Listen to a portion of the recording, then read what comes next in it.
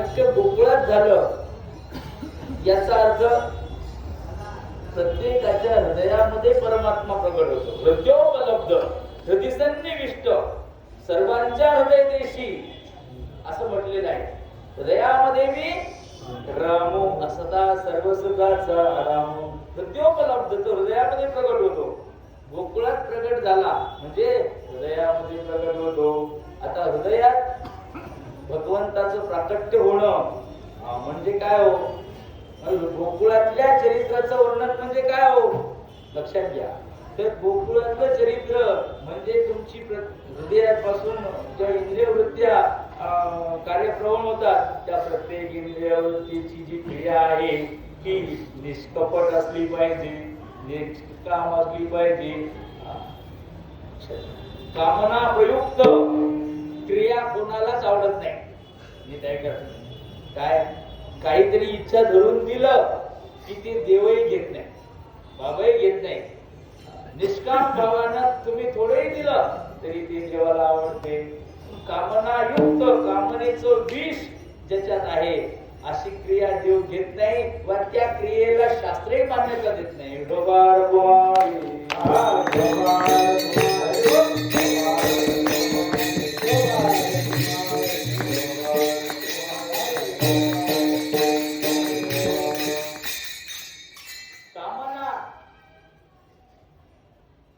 मनामध्ये धारण करून भगवंताच्या सगळ्या क्रिया या निष्कामपणाच्या होत्या. म्हणून ते त्याचे चरित्राचं वर्णन आहे. नीट आहे का? भगवंतांनी गोकुळामध्ये ज्या क्रिया केल्या सहेतुकम, सहेतुक म्हणजे हेतुपूर्ण क्रिया नव्हत्या, हेतुक क्रिया होत्या. हेतू धरून केलं की ते टोचते.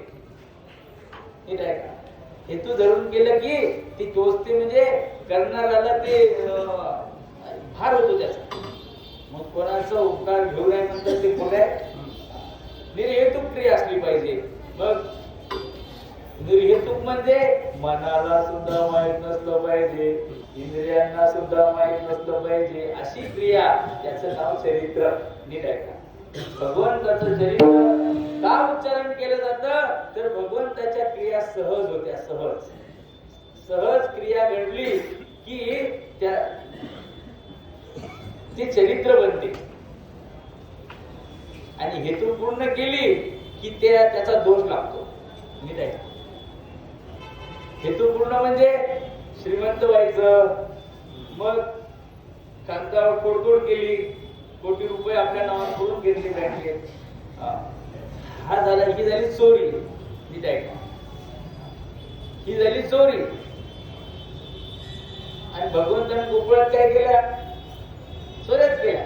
पण भगवंताच्या चोरीचं वर्णन होते कीर्तनात. आपण कधी थोडी चोरी केली तर त्याचा मार बसतो, त्याचा मार बसतो, पोलीस मारतात. लक्षात घ्या. म्हणजे आपली क्रिया चरित्र होऊ शकत नाही. आणि देवाची क्रिया चरित्र का? त्याचं कारण देवाच्या क्रिया करण्यामध्ये काय आहे? हेतू नाही. आणि आपल्या क्रिया करण्यामध्ये हेतू आहे, कामना आहे, वासना आहे, फळाची आशा आहे, कर्तृत्वाचा अहंकार आहे. मी करतो, मी भोगतो, मी करतो, मी लावलं, मीच खाईन.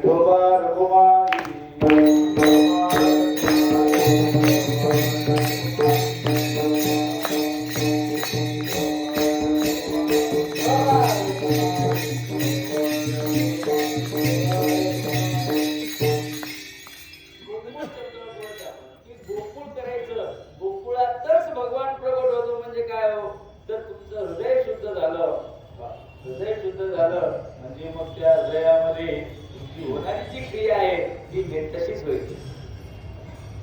जसं मन जसा संस्कार तशी क्रिया.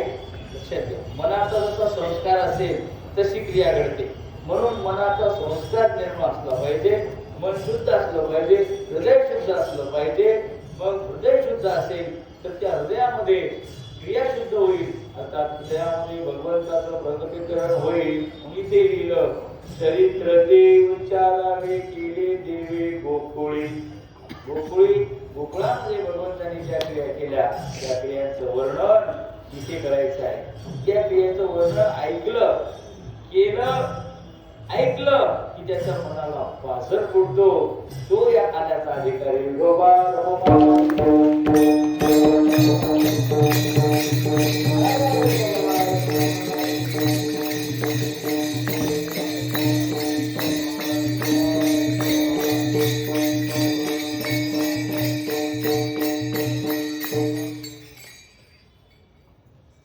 भगवंताच्या लीलांचं वर्णन ऐकल्यानंतर गवळणीच्या हृदयामध्ये भगवत प्रेम निर्माण झालं. कुणाला वाटायचं कृष्ण माझा मुलगा काय नाही झाला, गाईला वाटायचं माझ्या पोटी का नाही जन्माला आला. म्हणजे त्या भगवंताच्या लीला ऐकल्यानंतर त्याचं दर्शन घडलं, स्मरण घडलं, उच्चारण घडलं की ज्याच्या मनाला पाझर फुटत. मी आधी सांगितलं, लोकांच्या मनाला पाझर फुटत नाही, दगडाच्या सारखी होती लोक झाले. मग पाषाण हृदयी लोक झाले. त्या पाषाण हृदयी लोकांसाठी आजचा अभंग आहे. बाबा म्हणतात की तुम्ही तुमचं व्यक्तित्व, तुमचा अहंकार हा एक तर देवाला द्या, गुरुला द्या. लक्षात घ्या, अहंकार कायम ठेवला की तो जीव होतो. अहंकार देवाला अर्पण केला की देव होतो. अहंकार गेला तुका म्हणे देव झाला. मीठ आहे मीठ. आता मीठ, पहिलं मीठ आणि आताचं मीठ लय फरक. पहिलं म्हणजे सगळ्यांना माहिती, पहिलं मीठ गाडग्यात राहायचं आणि गाडग्यामधलं मीठ असं खडे मीठ. मग ती मीठ असं जर आपण हातात घेतलं तर तिथं कसायचं. आताचं मीठ मऊ आहे, अतिशय मऊ आहे. मग ते गाडग्यातलं मीठ, त्या मिठाने त्याचा खारटपणा, त्या मिठाने काय केलं, स्वतःचं व्यक्तित्व अर्पण केलं. सांडोनी मीठपणाचा लोभो, मिठे सिंधुत्वाचा घेतला लाभो. तैसा अहम देवनी शंभू शांभवी झालो. म्हणतात की मिठाने स्वतःचा टणकपणा, खारटपणा हे सगळं समुद्राला अर्पण केलं.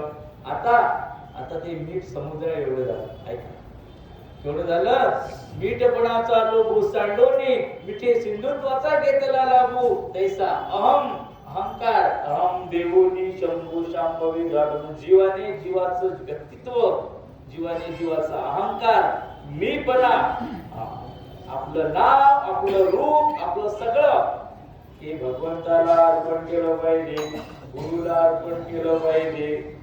बाबा सांगत असतात याचं नाव आहे बाध समानाधिकरण. आणि बाध समानाधिकरण झाल्यानंतर मग मुख्य समानाधिकरण होते. ऐका, पित्याच्या कुलगोत्राचा त्याग करून कुलवधू ज्याप्रमाणे पतीला अनुसरते, मग पतीला अनुसरल्यानंतर आपलं नाव, आपलं आडनाव सगळं बदलून जाते. नीट आहे. मग भावाचा, आईचा, सगळ्यांचा नाव रूपाचा बाध करून पित्याच्या कुलगोत्राचा त्याग करून पतीच्या कुलगोत्राशी ती तन्निष्ठ होते. एकाचा बाध केला आणि पतीच्या कुळाशी समरस झाली. मग त्याप्रमाणे आपण आपलं व्यक्तित्व, आपलं नाव, आपलं रूप हे बाजूला ठेवायचं. मी आहे कोणीतरी अशा मनामध्ये भावना सुद्धा येऊ द्यायची नाही. लक्षात घ्या. मग ज्या माऊलीनं हे सगळं केलं, नीट आहे, ज्या माऊलीनं आपलं सगळं नाम रूप त्याला अर्पण केलं, त्याच्या नावाने कुंकू लिहिलं, त्याच्या नावाने गळ्यामध्ये मंगळसूत्र बांधलं. आता तिची सत्ता आणि त्याची सत्ता एक झाली. नीट आहे.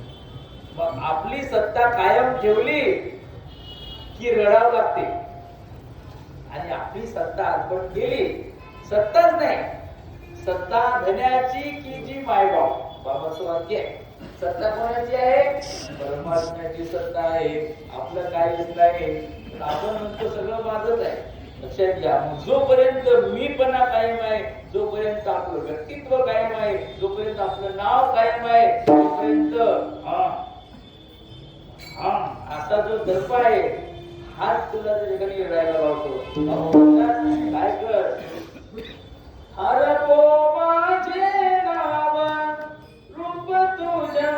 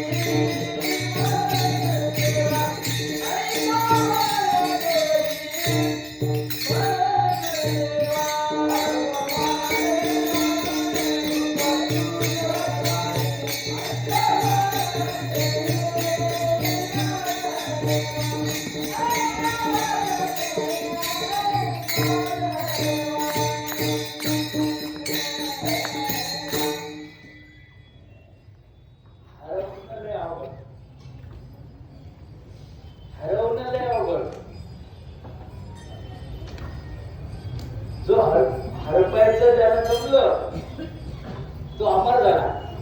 नीट आहे का? ज्याला आपलं व्यक्तित्व हरवण्याचं देवाच्या रूपात अल्पशक्तीने महाशक्तीशी समरस झालं पाहिजे. अल्पशक्ती म्हणजे जीव, महाशक्ती म्हणजे परमात्मा. मग महाशक्तीमध्ये मिसळणं काही चुकीचं नाही, पण महाशक्तीमध्ये मिसळण्याकरता माणसाला तेवढं मन मोठं करावं लागते. मीच मोठा, मीच मोठा म्हटलं की बाबा म्हणतात की तू मोठा, तुझा बाप मोठा, तू मोठा. मग महाशक्ती म्हणजे परमात्म शक्ती आहे. मग त्या परमात्म शक्तीमध्ये मिसळणं हाच काला. काला काला म्हणजे हे जे आहे हा प्रतिकात्मक काला आहे. खरा काला कोणता आहे? तुमचा अहंकार त्याला अर्पण करणे. तुमचा अहंकार एवढा सुद्धा वर मान सुद्धा न करणे, नजर सुद्धा वर न करणे. त्याच्या पुढे नजरही खाली, मानही खाली. हे असं केलं तर ते त्याला जवळ करतात, नाही तर मग लयत असे म्हणतात आम्हाला असा माणूस पाहिजे की जो हरपून जाणार आहे. हरपो माझे नाव रूप तुझ्या पायी. म्हणजे जमत नाही. देवाला प्रार्थना केली, ऐसा वरदी मज देवा देवा तू आमच्याकडून हे काम करून. जिथे पुरुषाचे प्रयत्न कमी पडतात तिथे ईश्वराची साथ घ्यायची असते. जिथे पुरुषाचे प्रयत्न कमी आहेत तिथे देवाला अडवायचं, मग देव आपोआप साथ देतो. कारण कारणाच्या प्रकारामध्ये ईश्वर इच्छा, ईश्वर ज्ञान हे 9 कारण सांगितले. त्यामध्ये ईश्वराची कृपा सुद्धा सांगितली. ईश्वराच्या इच्छेशिवाय पारे हालत नाही, लक्षात घ्या. मग देवाला प्रसन्न करणं हे गरजेचं आहे. तुम्ही म्हणसाल माझ्यात काय कमी आहे, बाबा म्हणतात तुझ्यात कमी नाही, तुझ्यात हेच कमी आहे की तू दुसऱ्याला देवाला गुरुला मोठं समजत. ईश्वर इच्छा महत्वाची, त्याच्या इच्छेनं कर. देवाच्या प्रसादी करावे